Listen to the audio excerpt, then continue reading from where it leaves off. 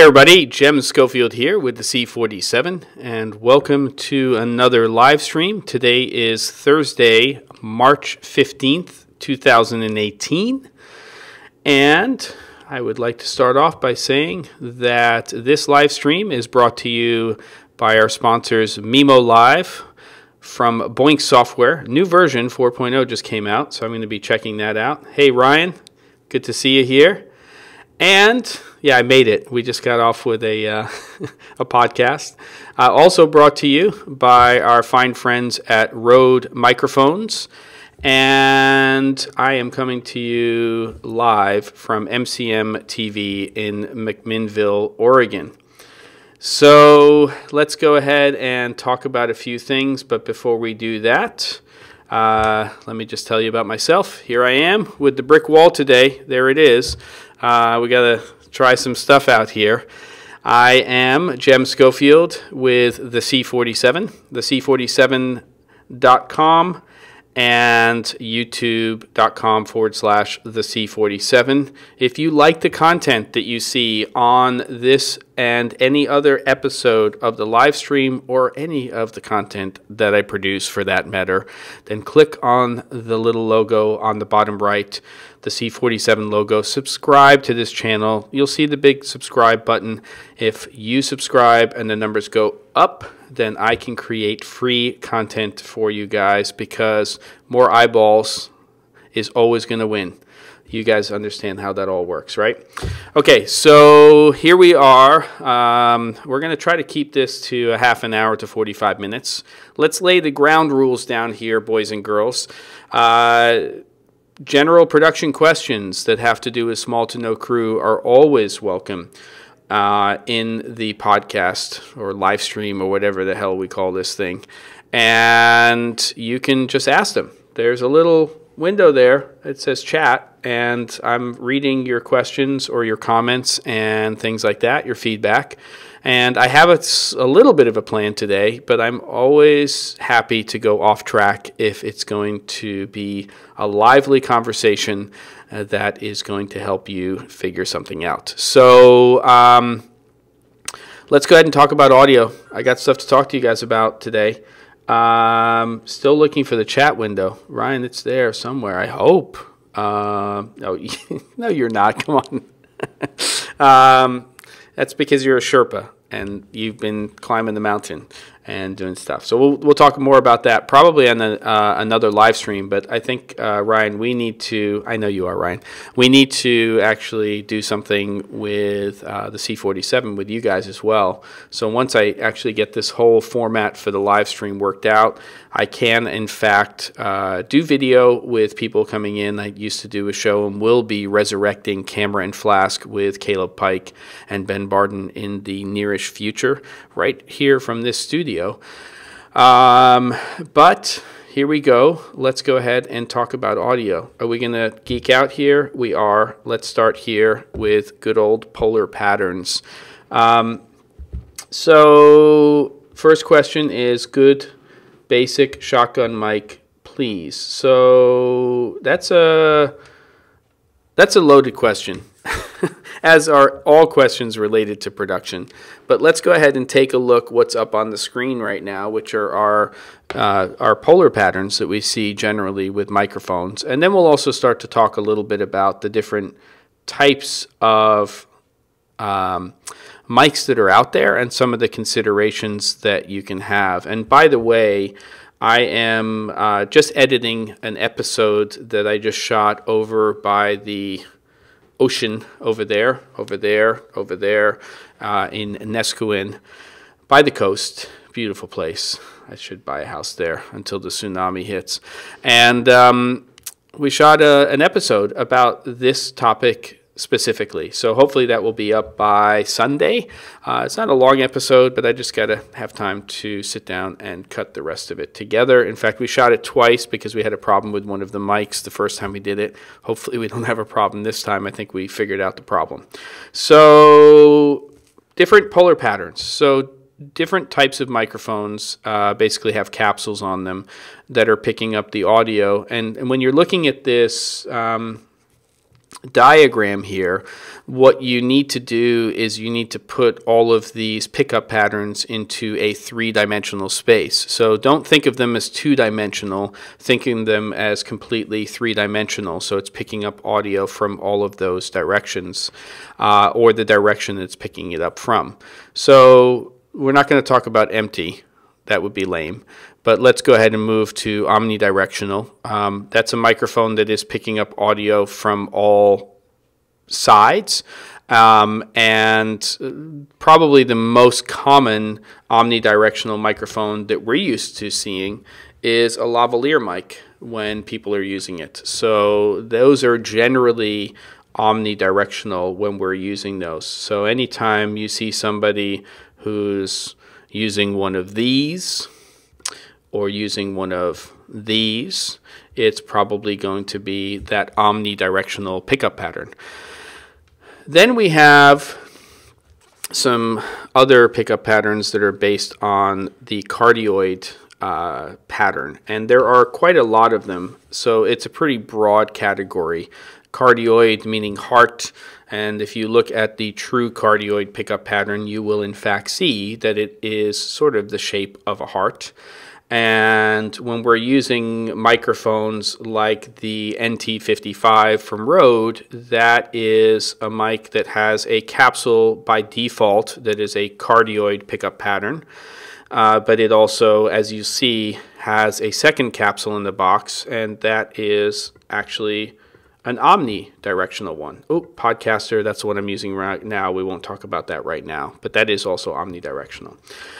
So here we are with our pickup patterns. So we have these cardioid pickup patterns, and the ones that we're going to talk about today are going to be cardioid. We're going to talk about supercardioid, hypercardioid, and then we will talk about that shotgun pattern as well.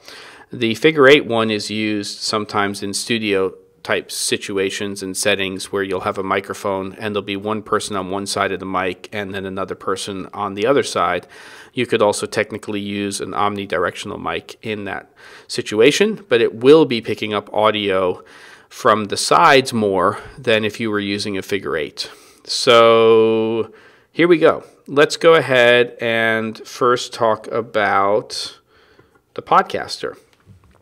So it's not really about the Podcaster, but this is the microphone that I'm using right now.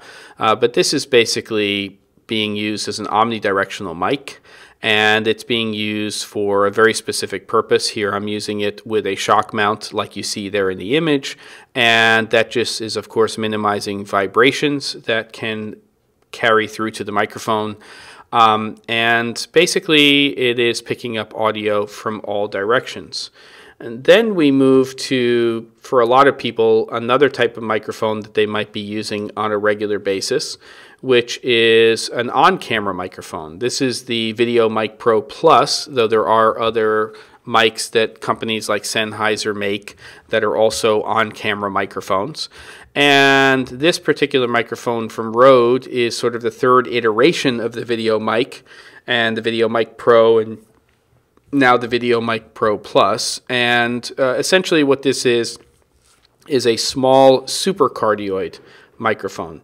So that pickup pattern, if you take a look at that, is a pickup pattern that is relatively wide in the front when it's picking up audio. It does pick up a little bit of audio from the sides, but when we get just past the halfway point, it's rejecting audio on the sides, and then it does pick up and have a tail, so it's going to pick up some audio from behind. And in contrast to that, if you take a look at the cardioid pickup pattern in the top right of the diagram, that is what the default pickup pattern is of the NT55 with that capsule and also the NT5. Now what's interesting about that pickup pattern is that there is no tail in the back, so it can be a good option, and I can tell you how I use that microphone. It can be a great option when you are recording indoors and you have HVAC systems. So let's just go ahead and switch over to the other camera here, and let's just go, and I'm just going to show you guys. So here we go. So on this table here, this mic right here, that is the NT55, and that has that cardioid pickup pattern on it. The next mic that you're seeing right now on the table is actually the NTG3, and that has a super cardioid pickup pattern in it. So that is the one that's on the bottom left that we were talking about. And a lot of people, when they are taking a look at microphones and when we're talking about video production, we're talking about shotgun mics. And again, if I just show you that diagram again and we take a look at it, if you look at the shotgun pickup pattern, it's very, very skinny in the front. It has a big tail in the back, and it has huge rejection on the sides. And it makes it an ideal microphone in situations where you don't have any noise being picked up from the rear of the microphone. Let's say you're outside and you're trying to get a very accurate pinpoint pickup of a particular scene, let's say, where you're recording dialogue. But the misunderstanding that a lot of people have is they think that every microphone that is shaped like this microphone right here is in fact a mic that has a shotgun pickup pattern or polar pattern. And that is the furthest thing from the truth, because what is in actual fact the truth is that most mics that we talk about, and we talk about as shotgun mics, are using either the supercardioid or the hypercardioid pickup pattern. And you'll see that in the front, the pickup is similar between supercardioid and hypercardioid. There is a slightly wider and larger tail in terms of the hypercardioid pickup pattern. Yes, the Sanken is definitely a little bit different in terms of the shotgun mic, and there are mics from companies like Schoeps and things like that that also have that true shotgun polar pattern. And for me, one of the things that I wind up doing a lot is I wind up using that furthest mic there, that NT55, when I'm recording interviews indoors, because one of the things that I don't want is I don't want to be picking up audio from the rear of the mic. And the issue that we have is that we tend to have a lot of HVAC systems in interior spaces, so heating and air conditioning systems. And so there's usually a lot of noise that's happening above you back there. So if I'm choosing a microphone that's using a cardioid pickup pattern, even though the pickup is a little bit wider in the front, if I don't have that tail, then I'm less likely to pick up more of that ambience from behind the microphone. So it works really, really well for those situations. And there's been a lot of times where I've been in interior locations where I've had a mic that has a supercardioid or hypercardioid pickup pattern, and I have then basically auditioned the NT55 with the cardioid capsule, and I have decided that that is the better way to go. So what's the moral of the story here? I think you guys should test a cardioid mic for certain types of recording situations. I also think that a cardioid is great when you're booming a mic, and I try to say booming instead of using a shotgun mic because, yeah, it doesn't matter, who cares. But if I'm booming a condenser microphone, that's a whole other subject, condenser versus dynamic, like the NT55, one of the things that's really nice about that cardioid pickup pattern is it's a little bit wider, and I tend to basically use that when I'm doing things where there's a two-shot, so I have two people. So it tends to do very well. And I think that I'm going to have to do well, we'll talk about this in a minute. Sound speed. Another key reason not to use a shotgun indoors is you don't want to have the same degree of side rejection.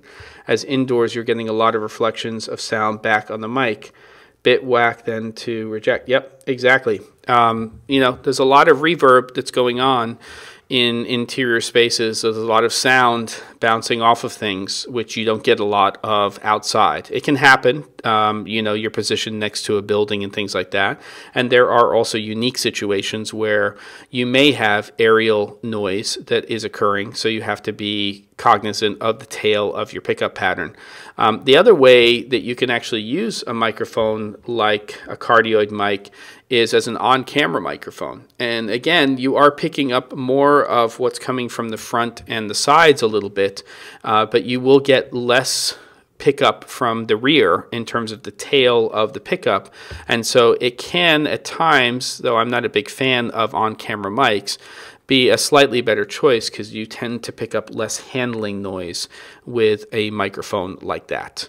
Does that make sense to everybody? I don't know how many people are watching this thing, but thanks for showing up. That's cool.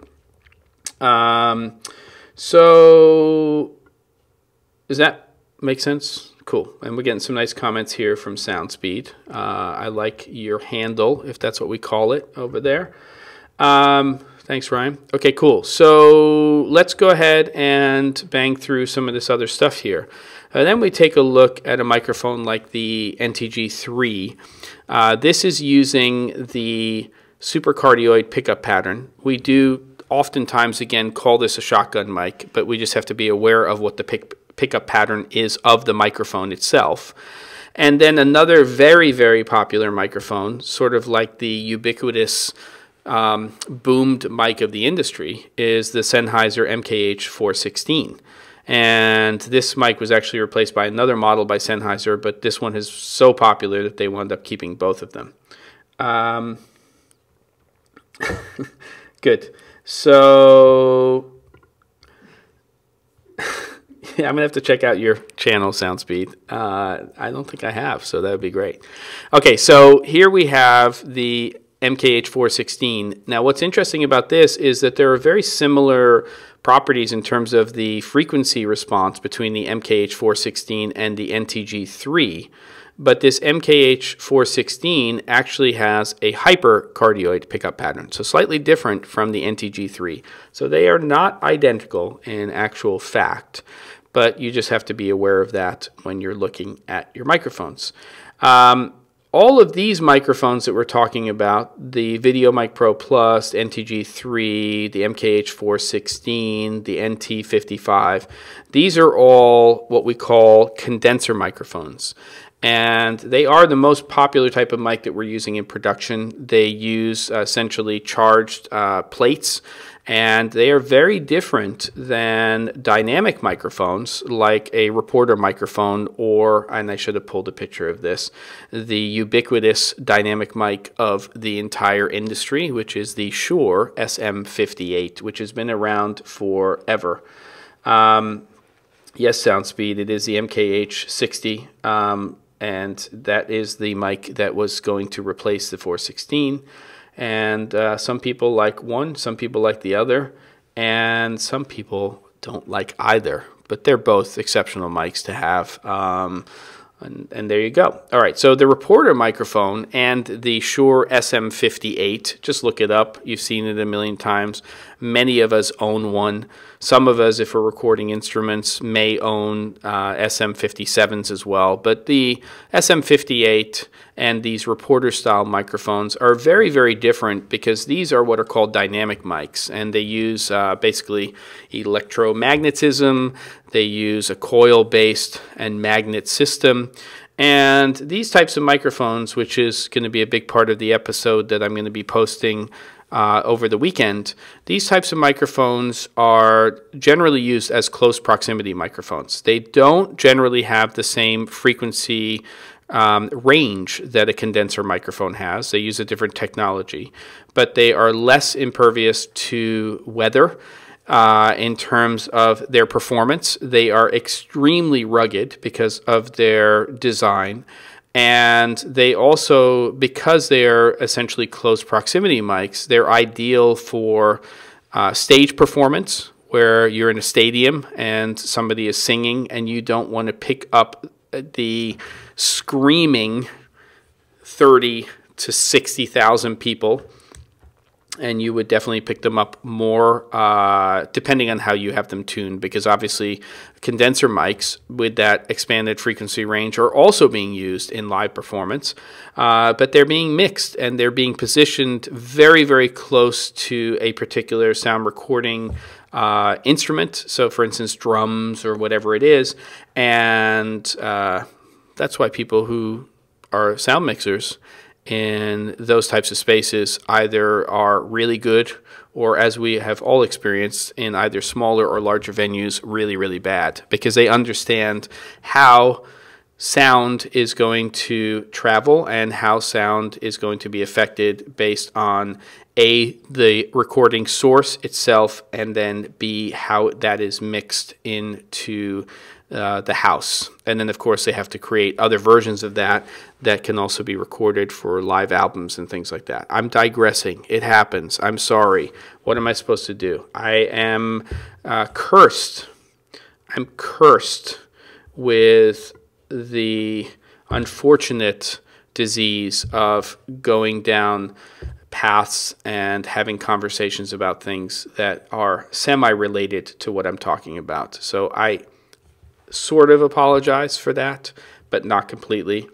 It's part of my nature, and I think now it's just not going to change. So hopefully you glean something from all of this, even though I'm an idiot. Okay, so here we go. So let's go back to this reporter microphone. So this reporter microphone is interesting because it's a dynamic mic. Anytime we're watching the Weather Channel or you're seeing a news reporter outside, they're generally using this style, this dynamic microphone. Again, close proximity, great rejection in terms of what you are not hearing in the environment. And they're pretty good. What's the disadvantage? Your hand holding them usually. You don't have to. There's ways that we can handle that. We can get that out of frame if we need to, especially with a tighter shot. But they do have their place in your kit, and they are generally relatively inexpensive. Okay, so now we move on to these guys right here. So now we're into our lavalier mics, most of them omnidirectional. And also one of the things that you should understand about these microphones is because they're omnidirectional, most of the time how you position them for the most part shouldn't make a huge difference. We could have it pointing up, pointing down. But there are some differences. For instance, I believe it's one of the tram microphones. Its pickup is from the end of the microphone in an omnidirectional pattern as opposed from the center. So you might want to use, let's say, a tram lav mic if you were mounting a lavalier mic on the underside of somebody's baseball cap. And we're not even talking about axis and lobe right now. Maybe we'll make that another episode in terms of mic placement. If you're interested in that, let me know. I should just shoot an episode on that. I have in the past. Yes, thank you. As you'll see, there's a link there to audio equipment. So some of that stuff is listed in there. Some of it's new. What's interesting about this Sony lavalier transmitter receiver system is that little unit on the right is a dual receiver. So you can actually have two transmitters that are going to the same receiver, which is great for documentary and small to no crew production. And if you're using, I still need to get these in to test these because I do use the Sony UWP system. As you can see right, come on, where's my, there you go. This is the Sony UWP, but this is a single channel transmitter, and then I have a single channel receiver here. But this particular system that we're talking about here is interesting because it is a dual channel receiver. And if you're using it, let's say with Sony SMALLHD receiver, which basically passes the audio down into the camera system digitally, then you could have these two transmitters feeding this one receiver, and then you could be recording that onto two separate channels. So I'm excited about that. I think that's cool. But here's the thing about these transmitters and receivers. There's two basic kinds. This one here from Sony, and most of the ones from Lectrosonics, and most of the ones from Sennheiser are based on frequency ranges. And what you need to do is you need to make sure that the frequency range for your transmitter and your receiver match each other. And when you buy them as a kit, they do. If you're using different transmitters and a dual channel receiver, you also need to make sure that those are also within the same frequency band.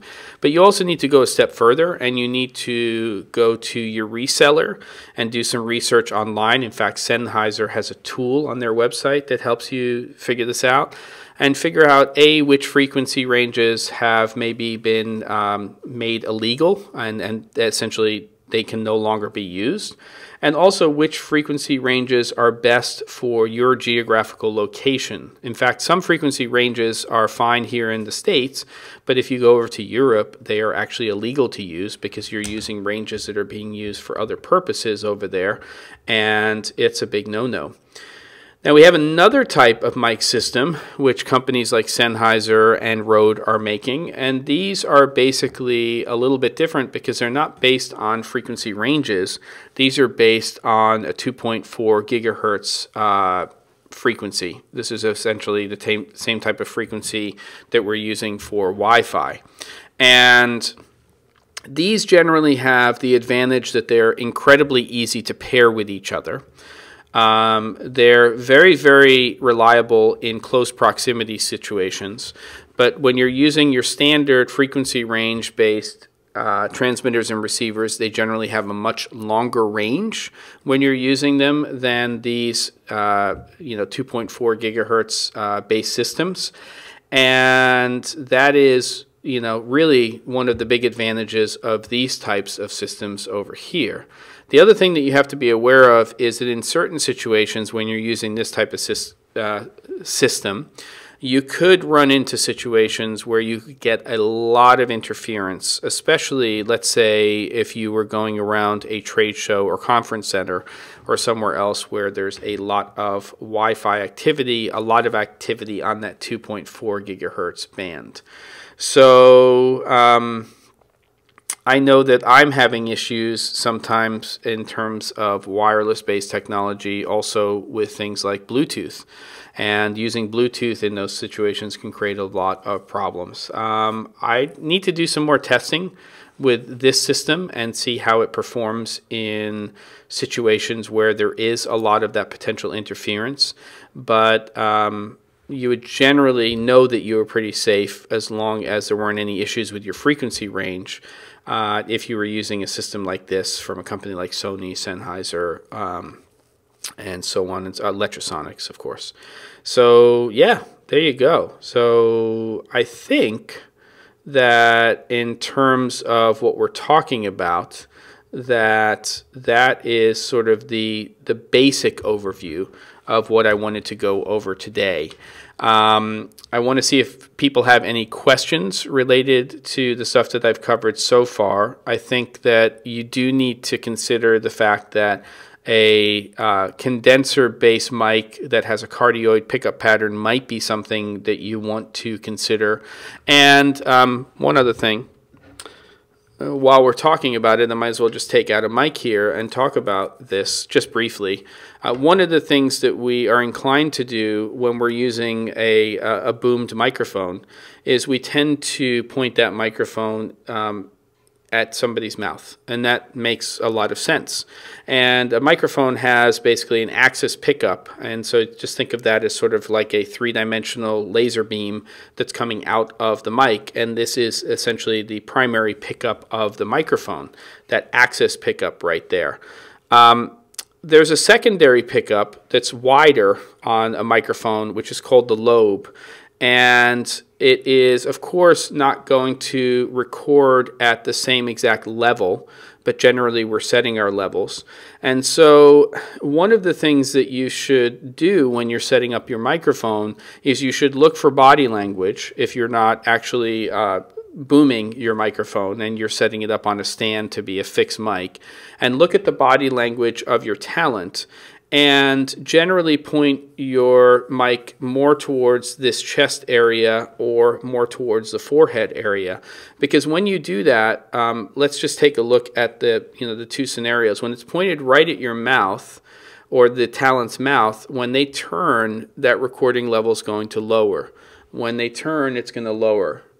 Look up, look down, it's going to lower. But if you're pointing the microphone more down here, then when the person's looking this way, or they're looking this way, or they're looking this way, and they're speaking, they're being picked up by that lobe, that secondary pickup. And what generally happens is, in that situation, you're going to get more consistent, even recording levels when you are recording with your microphones. It's a lot. I did a podcast. We've done a live stream.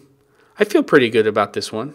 I think I've imparted some information that for people who aren't aware of it, except for Mr. Soundspeed, and I don't mean that in a bad way. We just know that you know a lot about audio. That hopefully you learned something. And I'm going to do some more stuff and check out, of course, my main website, which is theC47.com. A lot of resources there and recommendations for equipment and all of that fun stuff. Of course, please, I implore you, subscribe to this channel because I am working on consistently creating new content for this channel. But the more subscribers we have, the easier it is to do. And that channel, you're basically on it, but you're on the live stream, is youtube.com/theC47. As always, I welcome questions. You just have to go to theC47.com and you can click on the contact page and send me questions and queries. I got one right before this all started today, which I'm going to need to answer after I am done with all of this. This will get archived on the YouTube channel so people can watch it and hopefully learn some more about audio. And thank you very much for showing up. And let other people you know who are in production and are interested in small to no crew production about all of this stuff. And hopefully they will show up as well. And please let me know when good days and times are for live streams. In this location, I am capable of, if the studio is available, of doing stuff Tuesday through Friday, starting at noon Pacific time. So that's kind of the dealio with all of that. I'm going to go try to buy a house now with a studio and see if that all works. And that'll be a whole bunch of stuff in the future. So thanks for watching.